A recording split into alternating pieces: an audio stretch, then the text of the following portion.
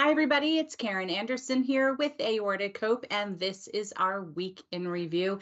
And before we get started, as always, I'm going to ask you to please click like, click subscribe, click the little bell so that you're notified of all of the live events that we have. There are so many different types of events, and we always love to hear from you. So if you're watching us live, please respond, drop us a comment. We'd love to interact with you. And if you're watching this in replay, leave us a comment. We love to interact with you. So the format here is we're just kind of going over some of the posts that we had out on our website, also on Facebook, and just going to kind of banter back and forth. And I'm not by myself today. So exciting. We have two co-hosts with us today. We have Velda and Chris. Thank you so much for joining me. I love not having to talk to myself. It's a very special day for me to want to do that. I mean, it's fun, but definitely not today. I'm very happy to have you joining us. So without further ado, we're going to jump right in on what I believe was June 10th, pretty sure, something around there. Could be the wrong date. Yep. But we are going to go, no, it's right, July 10th. Here we are. And it was Movement for Movement Monday. And we started that Movement for Movement back in early March or back in the beginning of 2020. Lo and behold, we ended up with COVID and we all had to really find a way to move while we were stuck indoors for a period of time before we could even feel safe walking outside. So we've talked about this a million times. Whatever we talk about here on Aortic Hope, we want you to discuss this with your doctor. This is supposed to help you form a conversation, ask some questions. We are not doctors. We are not telling you what to do, what not to do. Use this as a tool and a conversation starter. So let's get right into this in summer exercise. But as explained in Advanced Kinetics in an article called Summer Exercise and Your Health, and I quote, "Summer's in full gear." I definitely know that because it's really, really hot. And inspiring us all to get outside. Many people of all ages are utilizing the nice weather to exercise. Time of day, temperature, and humidity all play a role in how and when we should be exercising. When outside in the heat this summer, it's important to prepare for the hot weather. So if you want to read about the best recommendations for exercising during hot days, we're going to click on this link in a second and delve into this a little bit. But just to continue the thoughts about Movement for Movement, as we know, doing nothing is still doing something. However, what we have found is that in this community, we can sometimes become what's called cardiac paralyzed and just scared to move. So whatever your doctor has approved you and cleared you to do, just do it. Just try it. Do anything. This could be walking to the mailbox, checking the mail, folding laundry. We don't care what it is. If your doctor's cleared you, just check it out and find some time to move. So I'm not sure if you guys had a chance to read this article, but this is an article, if we can get this here and click off all these extra things that pop up, that really discussed some of the recommendations for exercising in the summer. So we can talk about some of these recommendations here. I'm not sure if you guys are exercising outside in the summer, but obviously 10 a.m. to 3 p.m., wherever you may be, it's going to be the hottest time of day. And sometimes that can extend even until 5 p.m. So are you guys exercising now in the summer? I know that Velda, you're a little bit further up north, and that probably impacts things weather-wise for you. So I'm gonna let you go first. If you're doing some exercising or not, what tends to be the least hottest hours around where you are? If I can get out around 9:30 in the morning, like Bella and I went to the beach this morning, and there's usually a little bit of a breeze, so it's kind of comfortable. Like this time of day, I'm in the house because it's too hot. But even today, way up north in PEI, Canada, it's 95 in the humidity. So the humidex is 95 degrees Fahrenheit. So I waited until to go out the second time. We go for 2 walks every day on the beach. So it's just like a 30-minute walk. Sometimes it's only 20 minutes if it's too hot. But yeah, to exercise outside, it's too hot. Way too hot. Yeah. And Chris, what about you? Just sitting on the pontoon count on the river. If you're walking on the pontoon, but I would think being on the water feels a little bit cooler than being off. It does. Not yesterday, but on Saturday it was like 95 out.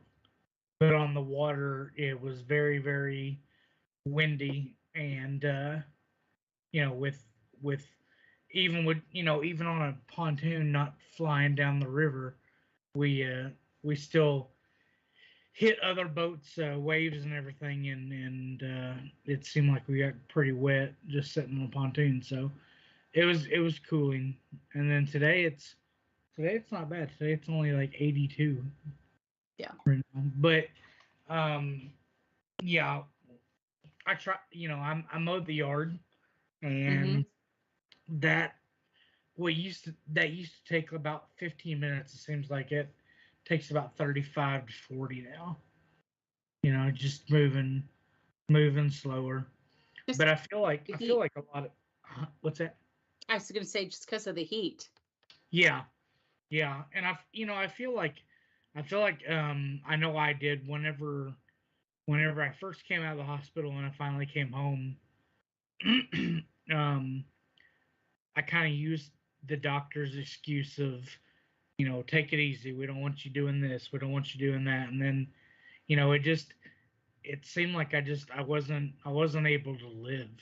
I mean, it felt like I was like you're basically like a prisoner in your own body, and eventually, I finally had a talk, and I'm like, hey, I need to do this, I need to do that, in order for me to feel like I'm doing something, and finally you get clearance to do that. But I feel like whenever I got out of the hospital, I feel like doctors saying, well, don't lift anything over 15 pounds, and this, that, and the other. Well, a gallon of milk weighs 8 pounds. So, like, I can't even carry a gallon of milk and a bag of groceries in to the house. And I was like, that's not going to work for me. And, we did a bunch of tests and everything, and strength training tests and stuff. And, I can't lift weights and stuff like that anymore like I used to. But, at least I can lift a certain, more than 15 pounds. I can finally do that, and I can finally, get my heart rate up to a certain number. So I mean, walking is good. Walking on a treadmill is not okay. You're just staring at a mirror at yourself. It's awkward. I agree. Especially When you make, especially when you make eye contact with other people in the mirror. Yeah. Just staring at one another. That's not awkward. something I've done. I think that's a thing that might be unique to you, Chris. Give it a try. I think I will. If I'm feeling ornery that day, maybe I will. All right. So we know 10 to 3, possibly 10 to 5, not ideal times to be outside when you've got thick humidity, high heat. You kind of have to be the judgment, because remember, you're going to dehydrate possibly a lot quicker. And it actually is just harder sometimes for people to breathe. And then conversely, in the wintertime, I don't think it really matters. I would think early morning, end of day, it's going to get a lot colder. And that cold air can also cause some dilation and problems in blood pressure. And we'll get to that in the fall. So the other things they talk about is obviously to wear looser fitting, relaxed clothing, lightweight clothing. That would allow the material, breathable material, cooling material. And of course, the number one thing, you've got to wear some sunscreen when you are out exercising. We also talked about the importance of hydrating. There's so many new things now to hydrate. They talk about electrolyte water. I hate Gatorade. Oh, I hate the way it tastes. I prefer Smart Water. It has no taste. You can actually buy them, I think, with now this fruit flavor in it. So what are you guys? Are you just strictly water people, or are you electrolyte people, Chris? If I drink just water, I stick to Fiji water. I don't know why I like that. I like that brand. Never Dasani. Never gonna do that. And then I like the Gatorade Propels, the Propel waters. Oh, okay. As long as it's grape flavored. I'm not adventurous. I don't like any other flavor. I'd stick to just grape, but yeah, usually I'll stick to those. I drink a lot of green tea. too. But yeah, as far as electrolytes and stuff, I usually stick to Propel water. Okay. Velda, any choice? I drink water from my well in my cup with a little squirt of lemon juice sometimes to spike it up a little bit. Okay. I find the lemon juice really good, but no, I'm basically water and wine. And wine. So now if anybody passes Velda on the street with her water bottle, it could be wine. It could be. Could See? be. After or around happy hour, midday or any day. Hey, it's happy hour someplace all the time, right? It's 5 o'clock somewhere in the world. That's right. That's right. We've already talked about number 5, which is fine to work out outside. Just, avoid it when it is quite high in the humidity. And it is recommended to use a heart rate monitor and to see how your body is reacting to the heat. For every degree, and I did not know this, for every degree your body temperature rises, your heart rate will increase by 10 beats a minute.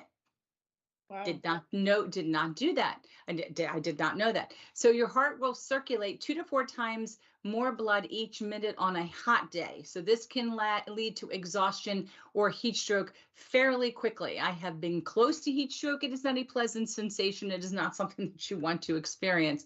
But I did not know that for every degree your body temperature rises, your heart rate will increase by 10 beats a minute. So that is something that I think is very important to think about when we talk about working out outside in the summertime. And this does go into how to recognize if there's a heat-related illness that's happening, and what you can do to fix that. You might get cramps, you might have excessive sweating, headaches, dizziness, a little confusion. So keep all of that mindful when you're outside and you're exercising during the summer. So that is our movement for movement Monday tip. Okay, we are moving on to Topic Tuesday. And before we do that, we're going to give a quick shout out. Hey, Bo. Thanks for joining us. Thanks for tuning in. Can't wait to hear your thoughts on some of the things we're going to talk about here. Let's get into Topic Tuesday. And this is so great, hand in hand. And no, it wasn't planned. I'm just realizing somehow we did this. But Topic Tuesday was all about dehydration symptoms. So obviously, again, with the temperatures rising during the summer months, this can easily lead to dehydration. Dehydration is going to impact your heart rate and your blood pressure. It actually can cause a very uncomfortable drop in blood pressure. And I know that one of the quickest ways to get that to rise would be to intake salt, but we're going to get into that in a minute. The question is when is it actually an emergency? And according to Express ER, in an article titled, "Should I Go to the Emergency Room for Dehydration?" it says that dehydration can cause problems like reduced blood pressure. It can make it dangerous for people with underlying health conditions like cardiovascular problems or diabetes. Therefore, seeing a doctor is even more important. Some of the other things they talked about was that drinking water does replenish your water levels. However, you can also take fruit juice or smoothies to help restore those levels and lost electrolytes, which is basically sodium. In our bodies, those things help regulate things like muscle contractions, which our heart needs plenty of when working hard from pumping blood. And as we mentioned before, with every degree, you're going to find that your heart rate goes up even higher. So if you are experiencing any of the following things, you should go to the closest ER. And that would be severe headache, nausea, vomiting, lightheadedness or dizziness, fainting or seizures. So let's talk about this. Any of you guys experienced some of this issues when it comes to dehydration? No, you're very lucky, Velda. It does not feel good. Keep that wine in that water bottle. It must be working for you. Yeah. Chris? Overseas, we had, I learned later on that the very first thing that it says thirsty, that the first thing that if you say, oh, I'm ready, I'm thirsty, I need something to drink, you're already dehydrated. Never knew that until we were overseas, and we would drink a lot of water, especially overseas. I'd try to drink, anywhere from 1.5 gallons to 2 gallons of water a day. But if you don't replace electrolytes, the water's not going to stop you from getting dehydrated. You actually have to have something else in there. And when I was driving for UPS, it would be 100 degrees outside. It'd be about 110 to 115 degrees inside the cab where we're driving, and in the back of the truck where the boxes are, I had readings of 140 to 150 degrees. That's amazing. Back there. No ventilation other than, the hot air outside. So I would keep a big 2-gallon jug of water, and I would drink it almost all the way gone throughout the day. But I had 2 very large bottles of like the Propel waters, like I was talking about, and then I actually kept the fruit cups like in the plastic container. I would keep those on the truck, and I'd eat 2 of those during the day, just to keep sugar and everything else. I'm not a scientist. Yeah, and what's interesting is I think, as I'm not dehydrated, but as I'm sitting here drinking some iced tea, people think that, well, iced tea that's made with water, that would be enough to hydrate you, but it isn't, particularly anything that's got caffeine. That's actually going to contribute to you becoming dehydrated. So, if you do become dehydrated, I know it's been told to me that I'll sometimes just go grab a soup, a wonton soup or chicken soup, because it does have a lot of sodium in it, and try to replenish that way, because not only are you going to feel thirsty, but you are going to feel dry mouth. You are going to be going to the bathroom less often. And a lot of us take a water pill. And so if you take a water pill and you're not going to the bathroom, that is something you should really let your doctor know, because that water pill should keep you going on a regular basis. You might also end up with itchy skin, dry skin, because you are just basically becoming like a dry sponge. Just you're drying out. You might get headaches. You're going to find that you're having rapid heartbeat, and also muscle cramps. Muscle cramps is another big sign that you are dehydrated and probably lacking in potassium or magnesium. So these are all things that if you're having these types of symptoms, of course, it can be anything, but I would definitely discuss that with your physician. Keep a log, let them know what you're doing, your activity level, and if you can, also track how much fluid you're bringing in. Sometimes the water pill might be releasing too much, so that it could be many different things, but it is definitely something that, a simple blood test will tell you. I know people used to say if you just pushed on your skin and it left an indent for a while, that meant you were dehydrated, or if you pinched the skin and the skin stayed up and didn't spring back, that could mean you're dehydrated. And being dehydrated isn't horrible if it's a brief period of time. It happens to everybody at some point in time, especially after flying. But just be sure to bring that to your physician's attention. Drink wine like Velda. No, I'm kidding. His Velda doesn't get dehydrated. You're very lucky. It really isn't. It's not a pleasant sensation.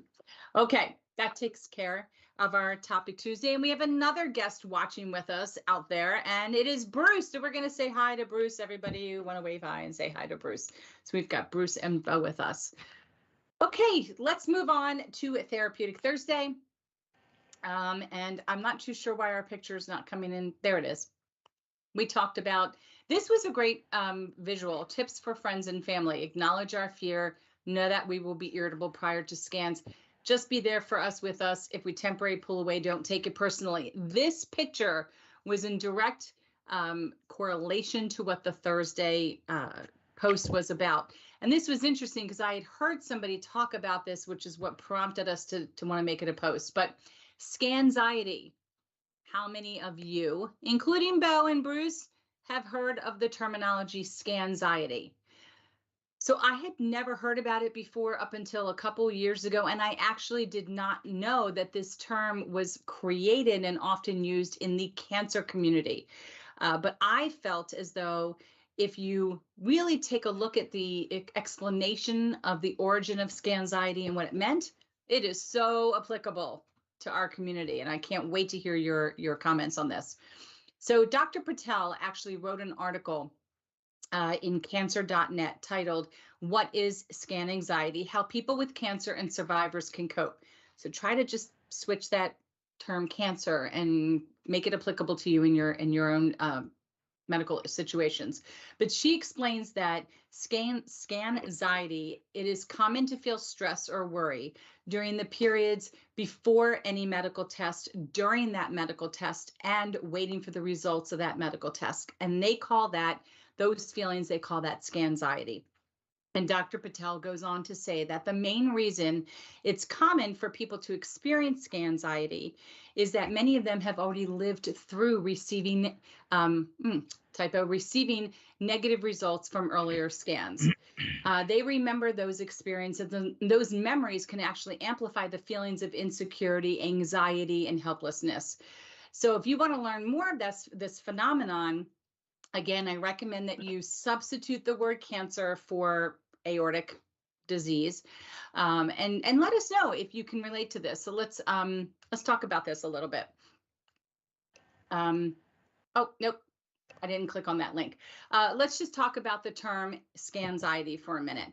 So is this something that you've heard of? And how do you think the scan anxiety, which is again the feelings that you would feel before the test, during the test, and waiting for the results, how do you think that this plays into our community? I'm going to go with Velda first.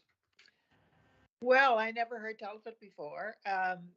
I never had that many scans that I was anxious about because everything seemed to be good at the time.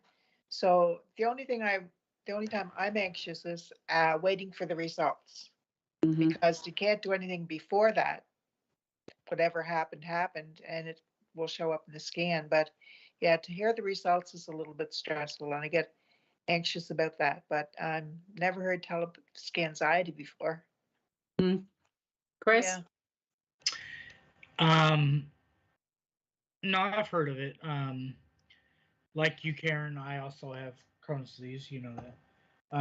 And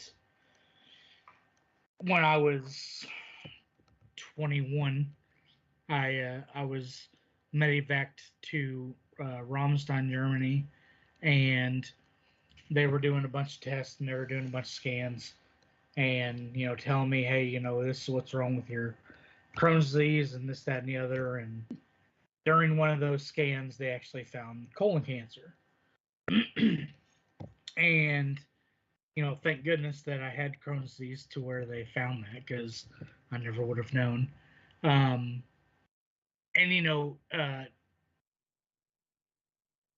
when you get that, and then you're doing your radiation, and then they're doing the follow-up scans to make sure that everything worked and everything like that, it's very, very nerve-wracking.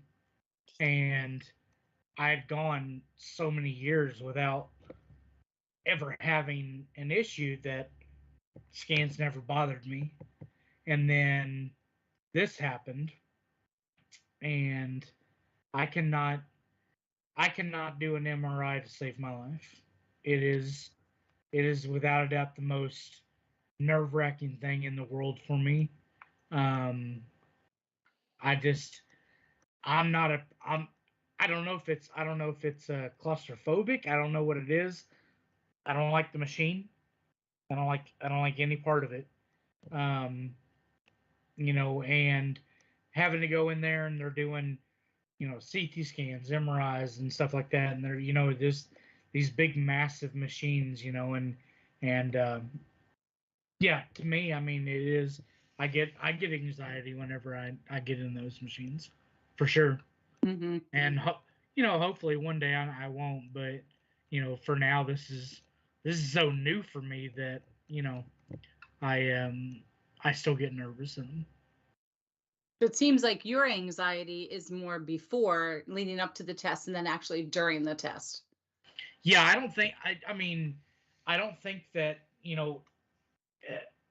actually having the test done, I don't think that really bothers me, because at the end of the day, I know that my aorta dissected and that I have an aneurysm on the descending side. Mm-hmm. I already know that. The worst outcome is they're going to be like, hey, we're going to have to do surgery. Okay, cool. Then it's scheduled. To me, there's a little bit of a difference there. Maybe I'm wrong. I don't know. Again, never faced it. Only had that one surgery, and that was an emergency one. So, I don't know. But I mean, I think that, I go in there and I know that I've already had the dissection. I already know that I have the aneurysm. That's the worst part. I already know that they're there. It's just like you said. I think it's the beginning of the actual test. Like it makes me very, very nervous to get it done. I love that perspective. I've already had the dissection. So what's the worst thing you're going to tell me? It's not going to be an emergency, whatever you're going to tell me. So whatever it is, it's going to be scheduled. So that's a really interesting, I think that's just a really interesting perspective. For myself, just like you, having had Crohn's disease, I became accustomed to being very nervous to have a fluoroscope or to have a CT scan of my intestines, because I always knew the results were going to be bad. I always knew I was failing medication after medication, and because I didn't feel well. And it was just every time I would get the results, I would cry. So I became just accustomed I became trained that results of scans are bad. So when the dissection happened, this is totally different. It was a completely different type of test. And I think I initially still have scanxiety leading up to the test because of needles. I just don't like needles. And if they can't get a good IV, you've destroyed the rest of my 45-minute nap, because I sleep through them. I like to put my earbuds in. I start off counting the series, all the I count that. I count and create patterns, and then next thing you know, they're waking me up and I'm done for, gone to sleep. It's just the sound with the spa music. I just find it to me, it's soothing. Once the IV's in, that medicine doesn't feel funky like CT dye feels funky. It makes you feel all warm and like you have to go to the bathroom. That would stress me out because I'm highly allergic. So I have to pre-medicate for that. But I finally, after 7.5 years, got to this point where doing the test, waiting for the results, doesn't stress me out anymore because the decision's already done. There's nothing that I can do to change that outcome from now until when my scan happens in August. It's already been decided. I'm just waiting for them to tell me the results. So I'm a crazy person after the test. That's when I'm crazy. That's when I'm like, all right, what time is it? It's 3:00. All right, I'll be back tomorrow morning to pick up a copy of the results. I don't even have the capacity to wait for the doctor to call me. No, I have the results in my hand. Boop, boop, boop. Googling, what does this mean? What does that mean? Comparing the last couple scans, looking for deviations. It's a coping mechanism for me. I don't have the capacity to wait. I have no patience. It's too vulnerable, and I'm aware of it, and I'm okay not changing that about myself. And I think that's the good thing about like the hospital that I get all my testing done and everything is I can literally pull it up on my computer or my phone of the results. Right. And they might call me like 6 hours from there. I've already read it. I've already exactly. My wife is is a RN with her bachelor's. I say, hey, here's my report. She logs in, she reads it, she tells me, she's like, here's what this is what it is, and this, that, and the other. I'm like, well, I don't know why he used the word, there was one of my CT scan the last time he used the doctor used the word disgustingly, and I was like, why is he saying I'm disgusting when 2 words later he says it looks remarkable? I'm like, what does disgustingly remarkable mean? She's like, that's just the way doctors talk. And I'm like, I don't like it. Like, we need to fix that, whatever that is. I've heard grossly, but I've never heard disgustingly.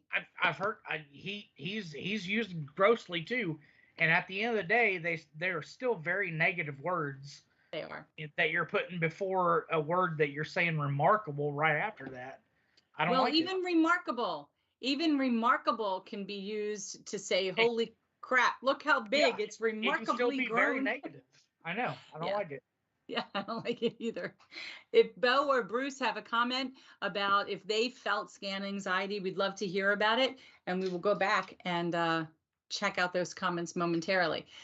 So that's scanxiety. I think that people in the community, if you read this article, it is obviously all in reference to how this term came to be, which was from the cancer community.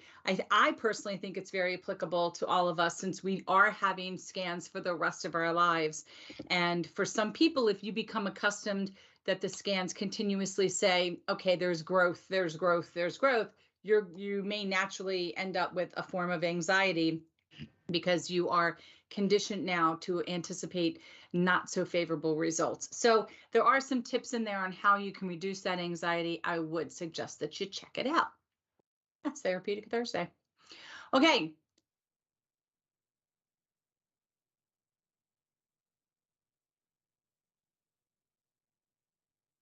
So we have a comment from Bruce, and his scanxiety tends to happen waiting for those results. What are the results going to be? And I think that's probably one of the most common forms, I would think. Don't you think maybe in this community is the actual, what are the results going to say? And I think it's probably because of what I just said, because you keep having tests, and if they're finding things, well, now you're trained like Pavlov's dog. Have a test, going to be negative. Have a test, going to have a problem.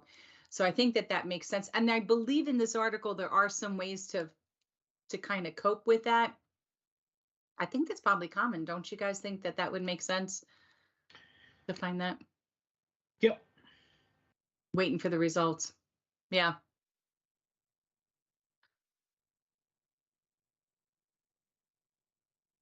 And, Bo goes on to mention that he's had this his whole life, just waiting for the tests and waiting for the results. And it just, to me, that makes me sad, just thinking that I just thought it was me. I didn't realize this is a thing now. They've coined this phrase and that many people experience it. So again, I can only say check out the article. When I go in now, what I do for myself as I prepare for the test is I'm very open with whoever's going to give me the needle.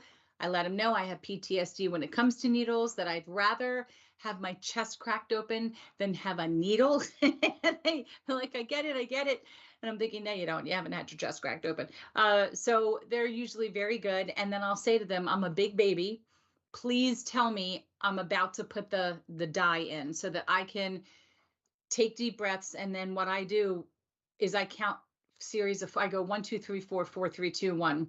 So I'm counting, I'm listening to myself count, and I'm tapping on my leg. So I'm feeling something, and I'm hearing and I'm feeling, and I usually don't do the sense, taste, or vision or anything like that. So I try to use some of my senses to distract my brain, or I'll try to count in a series of 2s or 4s, because even numbers are easier than odd for me.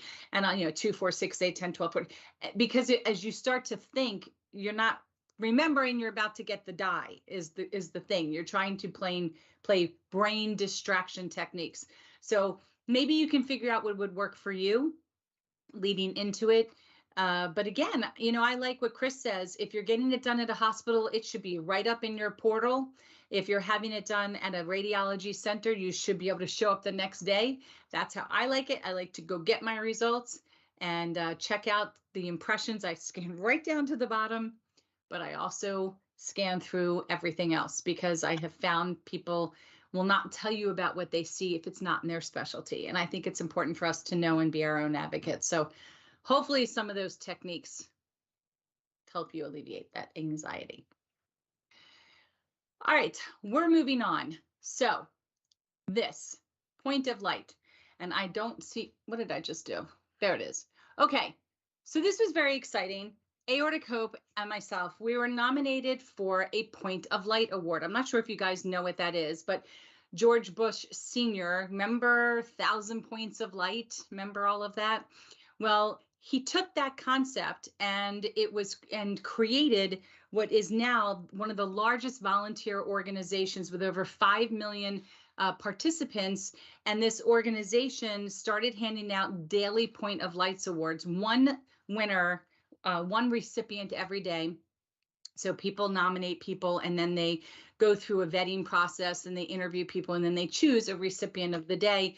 I was number 7303. Juju Chang from the news was recently 7336. And They just had a conference in Florida. And so myself and a board member, Terry Cook, decided to go and check out this conference. And I will say it was very interesting. They had some great speakers. They had author Glennon Doyle.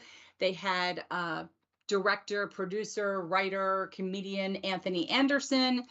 And then they had lots of breakout sessions. So it was a lot of, which is, it's hard in this day with everything going on in the world to be very positive, to not feel a sense of doom and gloom, but they helped reframe a lot of that. And this is their first meeting since before COVID.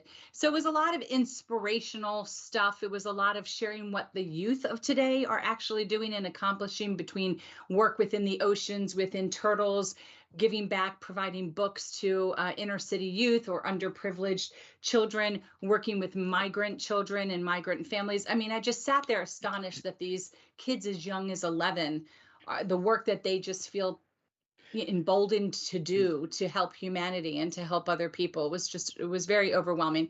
So there is a post up on our website where you can read about some of the things that have been going on within Aortic Hope and what enabled us to receive this Daily Point of Light award. So we just talked about that. Just doing a little toot. All right, let's move on to Saturday, because Saturday had our Survivor series featuring Linda Kummel Brown. And Linda's pretty familiar with our organization at this point. She attends a lot of our meetings. She's a lot of information to share. But my big takeaway from her experience was that, and I don't know if you guys had a chance to read it, she really goes into a lot of details about, because she was, we say, young, in her 40s, and this was recent. We're only talking 5 months ago. So it was her late 40s. I mean, this was very recent, because she was young and very in shape. No family history that anyone is aware of, and that's okay, because we know we can start that by being patient X. That they kind of dismissed her. They had her sitting out there for a very long time. And we find that this happens, we believe it happens to various genders, various people of color, various people of different ages, young and old, that they're just dismissed. And so her perspective on being dismissed, as well as the lessons that she learned, her takeaway in a very short period of time, I found very interesting to read. Sometimes, the stories in the end all end sometimes being very similar in the surgeries and stuff like that and outcomes, but just curious to know if you guys had a chance to read her story. And if you did, what your thoughts were. Yeah, I read her story and I saw her on different meetings that we had. She has quite a story to tell. And it was very disturbing to see how they did to dismiss her. Like, she was left for hours. Yeah. And that's very hard on the whole system when you're in stress and in pain. And then when you're dismissed, it's just like unbelievable. Mm-hmm. Yeah. And I think it impacts you psychologically. I think it definitely creates this mistrust with physicians.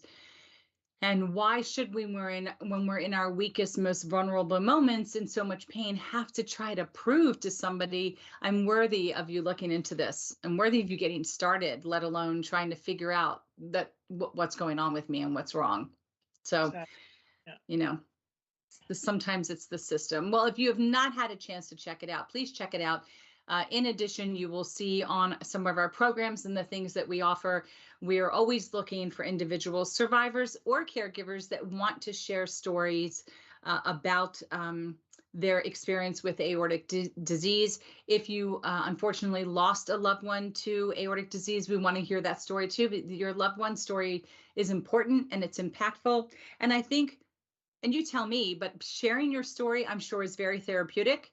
In addition, for the people that are reading it, it validates a lot of our own emotions and what we've experienced, and also creates opportunity for us to think of some questions we might want to discuss with our own physician, things we might need to have answered.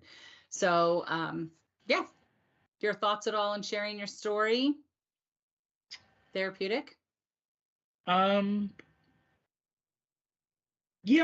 it was very hard to do it. It really was.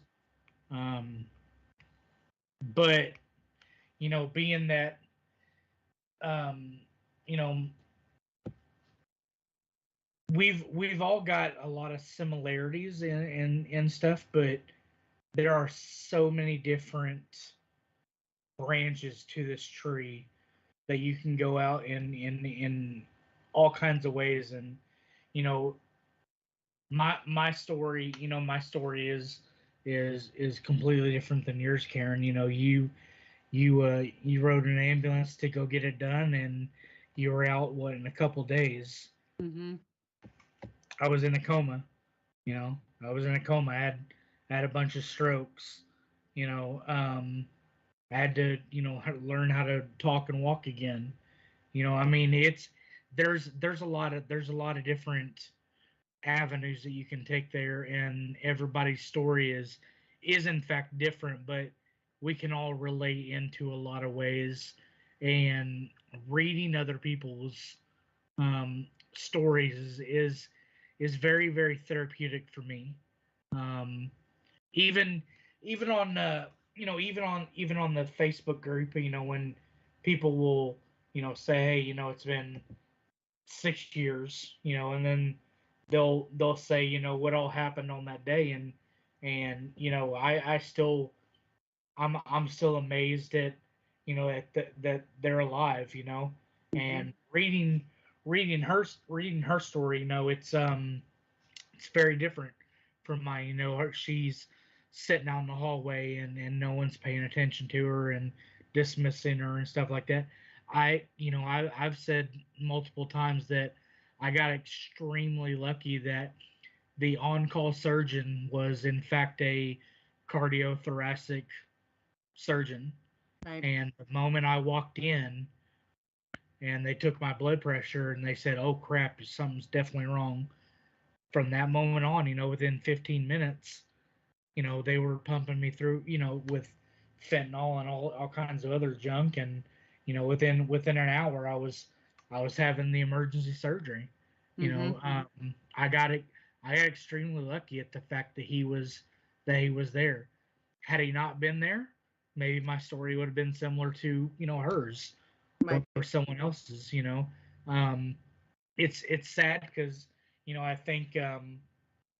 I think that there's still not enough research done on this disease, which is sad that they still continue to dismiss people, being that one of the most famous cases was in fact John Ritter, and he was completely dismissed, Mm-hmm. saying, "Oh, it's just a heart attack."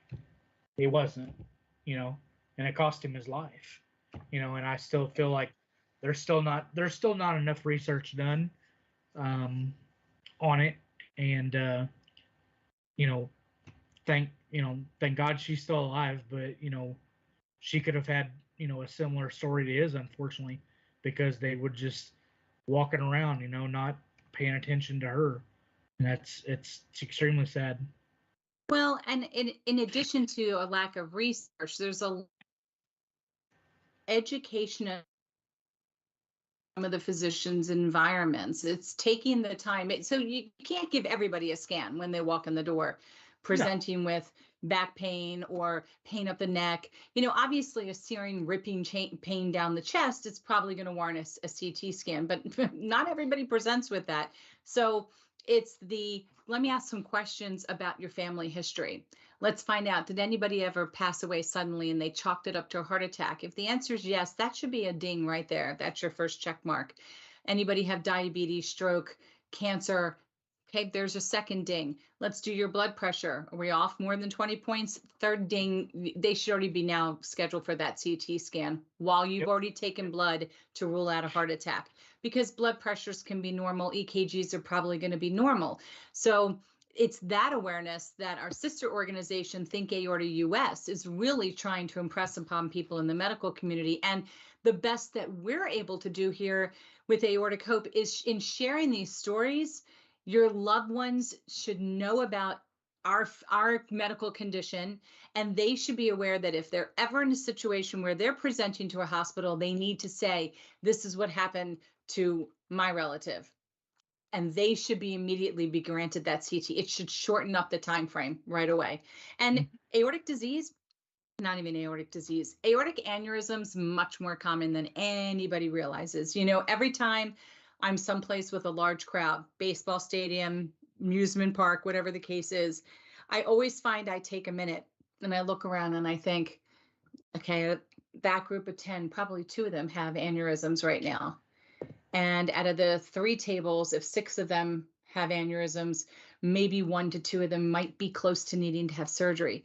And it starts to freak me out because I want to just tell everybody, what's your family history? What's yours? Maybe you should, you know, get a baseline. But until we're at a place where we can change government rules to say, just as we standardize mammograms and PSA tests and all of these things, we should standardize, you know, having CT scans or not even ultrasound, CT scans or an echo, because the ultrasound's already done in the abdominal area when you're over 65. We need to do them in the upper area. And it's amazing because I think they're standard for a male 60 or 65 and older, but not for a woman. Whereas a woman, especially anyone who's had a child or of childbearing age, should have a standard echo to see if their aorta can even take a pregnancy, let alone how did we handle a prior pregnancy? Did it cause an aneurysm? There's just so many things, ways to look at this. But as you said, with every story, every little nuance, I learn more and more in the categories of where, you know, I see us going in 5 to 10, 15 years. There's just a lot of work that needs to be done. And until then, it's sharing the stories and it's ingraining in people to really know your family history and share that family history. Yep. Soapbox I just stepped off of. Okay, let's continue. So if you haven't had a chance to check out her story, please do so. It's it's aggravating when you hear that people have to sit. But if anything, if you're not someone with aortic disease, it should teach you to empower yourself and be a self-advocate and get yourself seen sooner. And we've got a comment.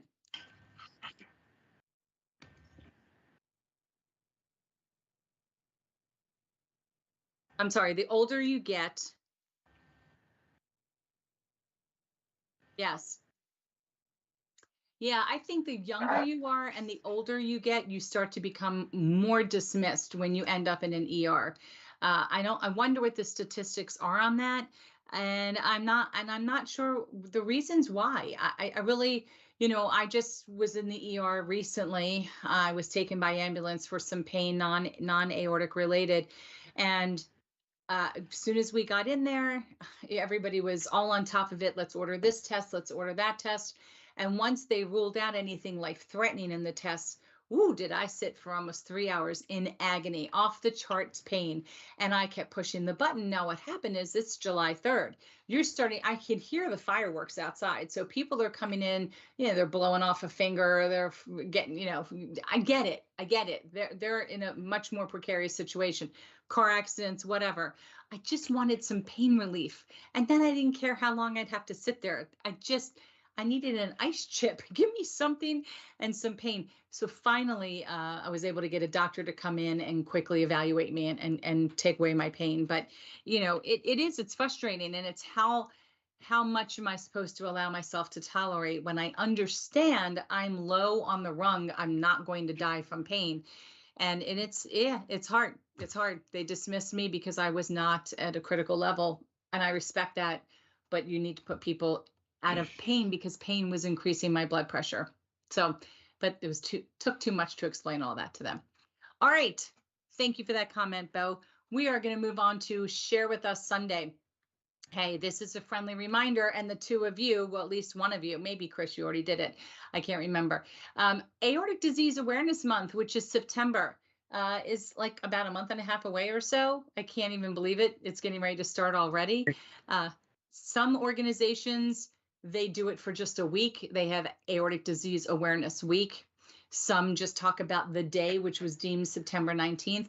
Aortic Hope realized many years ago, it is a month. You need a whole month to go over all of the information That's part of aortic issues, everything from genetics to medications to your aneurysms, the locations. What is an aorta? What happens with a dissection? The different surgical techniques, testing techniques, blah, blah, blah. There's so much that even sometimes we go over one thing a day and we run out of days because we talk about our emotional mental health. So whatever. September is Aortic Disease Awareness Day. And we're going to be having our 4th annual Hope Campaign, our Community Hope Campaign. And what started off many years ago with people holding signs that they printed that said, this is what hope looks like, has turned into now a video online where we're just generally going to show everybody's pictures that are sent to us. So we are still accepting photos through September 14th.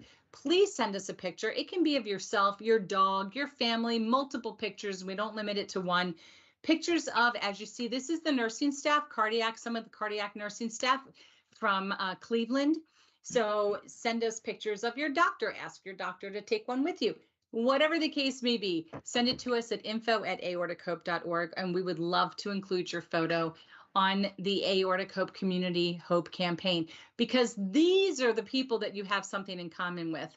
A lot of people have unfortunately passed away from aortic disease, but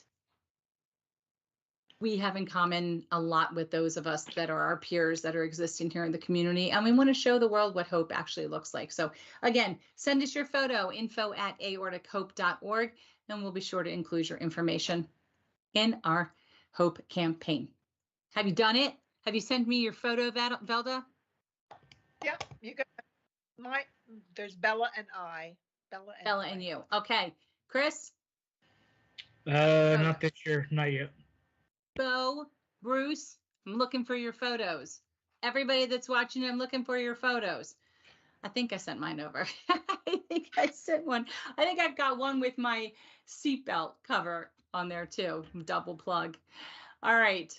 Can't wait to see what that final video is going to look like. Hey, I have not put up all of August's events yet, so you guys are going to need to check back. That should be up within the next day or so. We've got 2 great events happening, though, in August. We're going to be going live with Tara Cohen, Executive Director of Marketing from Lawrence Hope Medical ID Bracelets. She's going to have with her some of the latest designs for everybody, male, female, unisex, waterproof, who knows. And you know what? There might be a few giveaways and some gift certificates coming out to some people if you participate with us that night. So you want to tune in. In addition, it's August Bingo, Beach Blanket Bingo. We'll have some contests and we'll have some prizes, non-aortic hope swag prizes this time. So you got to play to win, got to come out. And that's all going to be posted for August. But for right now, what we have coming up is on the 20th, our caregivers only virtual support group meeting. And on the 27th, our regular virtual support group meeting. So we know we're going to have some special guests coming with us in, I think, September. We have a special guest attending some of our support group meetings. And so that kind of breaks it up a little bit, makes it a little bit more lighthearted. But I think that kind of wraps up what we're doing, what we've got going on, we've had going on. And let's see, we've got another comment.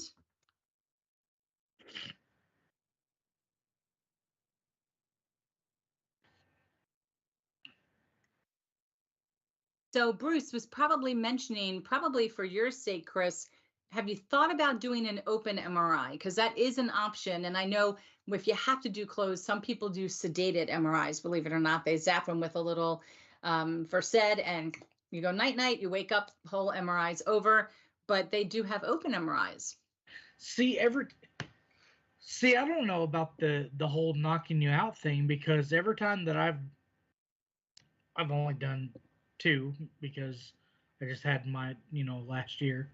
But both times, they almost run you through like a series of stuff like, hey, hold your breath for 10 seconds. Well, how can I do that if I'm knocked out? Sleep. Yeah. So, but the open MRI, that's a thought. Yeah, you should definitely look into that. And I know that a lot of hospitals offer that because there's a lot of people that are claustrophobic and they just can't do it. I've never been in one. So I don't know if it looks like the up, like I'm wondering if Roots can answer, is the whole top half cut off, or is it just like a ring? And so it's just a ring over the chest, abdomen, or pelvic, and like your head's out, your feet are out. So that's considered open. I'm curious to know. Inquiring minds. I don't know. Probably could Google it and see what an open MRI machine looks like. But I would suggest checking it out. Thank you, Bruce, for mentioning that. That's a great suggestion, great idea for anybody else that's watching as well. So that takes us to the end of this week in review. Again, thank you guys so much for participating. We should have some really interesting posts going up throughout the week. If everybody gets a chance, check it out. As far as for today, please don't forget to like and to subscribe. Most importantly, share it. Share it wherever your social media is, because it allows others to find us and start receiving the same support and education that you receive as well. Thank you, Velda. Thank you, Chris. Thank you, Bruce. Thank you, Bo. Thank you, everybody. And we will be back same time next week. And I believe Tammy will be your hostess with the mostest. And we'll see you at 3 p.m. Eastern next Monday. Thanks so much. Thank you, Karen. You're welcome. Bye-bye. Bye.